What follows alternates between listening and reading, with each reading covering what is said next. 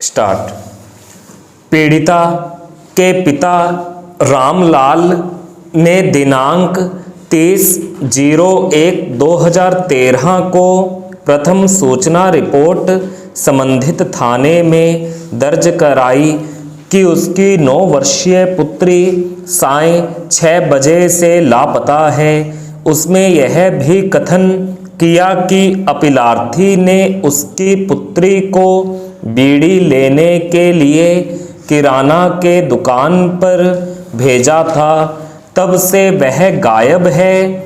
चई गांव माखन खंडवा के पुलिस स्टेशन में तदनुसार FIR संख्या 38/2013 उसी दिन भारतीय दंड संहिता की धारा 363, 366 के अंतर्गत दर्ज किया गया।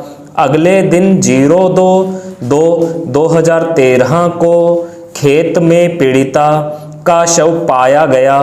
अपीलार्थी की गिरफ्तारी 04/02/2013 को किया गया।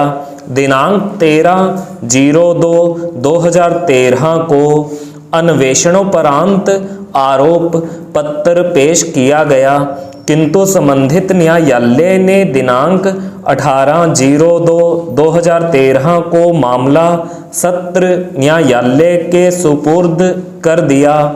अपीलार्थी की ओर से 18/02/2013 को कोई अधिवक्ता उपस्थित नहीं हुआ, अतः विधिक सहायता सेवा की ओर से दिनांक 19/02/2013 को अपीलार्थी की सहायता के लिए एक अधिवक्ता नियुक्त किया गया, किंतु वह उपस्थित नहीं हुआ। फिर भी इसी दिन सत्र न्यायालय ने अपीलार्थी के विरुद्ध भारतीय दंड संहिता की धारा 302, 363, 366, 376, 2F और 377 तथा यौन अपराधों से बालकों का संरक्षण अधिनियम 2012 की धारा 4, 5 और 6 के अंतर्गत अपीलार्थी के विरुद्ध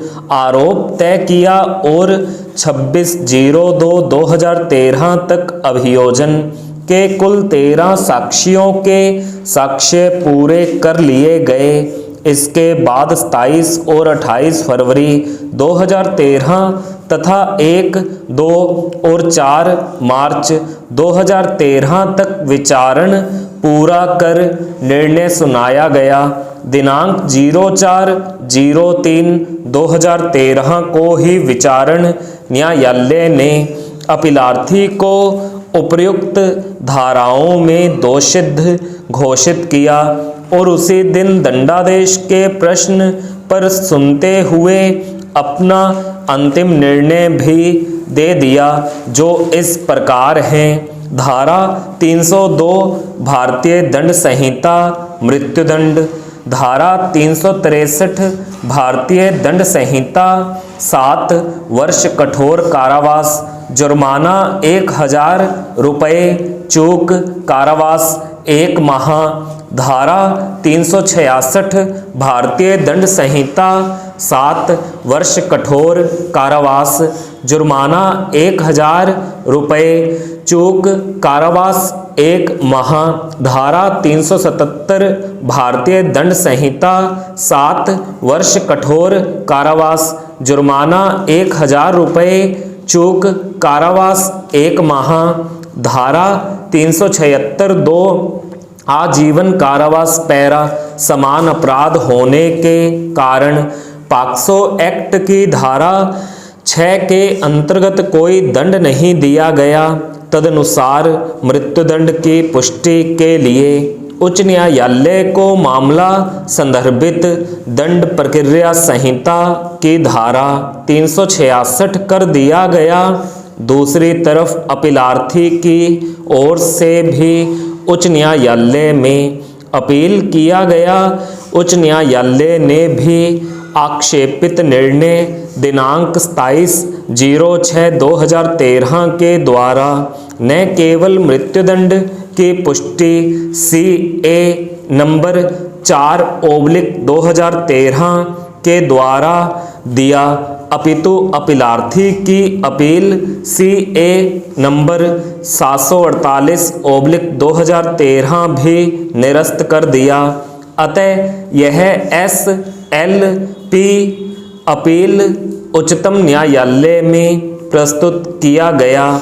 उच्चतम न्यायालय विधिक सेवा प्राधिकरण ने अपीलार्थी के लिए श्री सिद्धार्थ लूथरा वरिष्ठ अधिवक्ता को न्याय मित्र नियुक्त किया, जिन्होंने प्रथम एवं द्वितीय सुनवाई की तिथि पर निम्नलिखित महत्वपूर्ण प्रश्न उठाए, जिन पर केंद्रित होकर पूर्ण पीठ ने न केवल अपीलार्थी के दंडादेश को निरस्त कर दिया, अपितु मामले पर पुनः विचार के निर्देश के साथ अन्य निर्देश भी जारी किया। पैरा विद्वान न्यायमित्र की नियुक्ति उसी दिन हुआ जिस दिन आरोप पत्र विरचित किया गया, जिसका प्रभाव यह रहा कि विद्वान न्यायमित्र को न तो मामले का अध्ययन करने के लिए पर्याप्त अवसर प्राप्त हुआ और न ही अभियुक्त से मिलकर पर्याप्त जानकारी निर्देश प्राप्त करने का अवसर प्राप्त हुआ।